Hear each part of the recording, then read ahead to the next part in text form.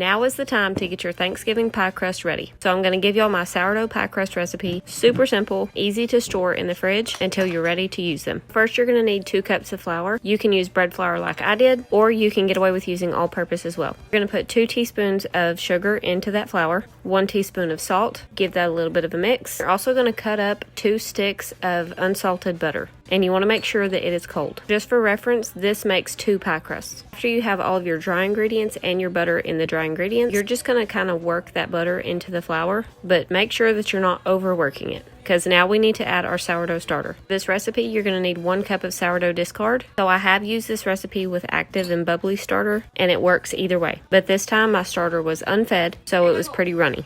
Then you're just going to work that in, knead the dough together. I find the best way to get it good and incorporated is to kind of punch the dough. Just push it down and make sure you're getting the starter and the butter incorporated into the flour. So after you've done that, you're just going to shape it into a disc, and then either wrap it in saran wrap or put it in a Ziploc bag and put it in the fridge. I usually keep these in the fridge for up to 5 days, but you can keep them in the fridge for as little as 2 hours. So 2 hours to 5 days. So mine was in the fridge for about 4 hours, and now I'm gonna make a pie with it. And I also wanna say, after a couple hours in the fridge, you could go ahead and roll these out and put them in your pie pan and freeze them. So either way, it'll work. So since I'm using mine right now, I'm gonna go ahead and flour my surface a little bit and start to roll my dough out. So it may seem a little bit difficult to roll out. You can let it sit for a minute and it will make it a little bit easier to roll. You just want to make sure that you're rolling it pretty thin. After you have it all rolled out, put it into your pie pan, and it's good to just push it down in the pie pan. So once you have it in your pan, you may have some extra dough around the edges like I do. I am not fancy with my pie crust, so I just fold that over, and then I use a fork to go along the edge of the pie crust, and that's usually how I do my pies. But if you want to get fancy with it, you go right ahead. I've seen a lot of different ways to do the edges of your pie crust, so there's definitely a lot of ways out there to do it. So I'm making a pecan pie.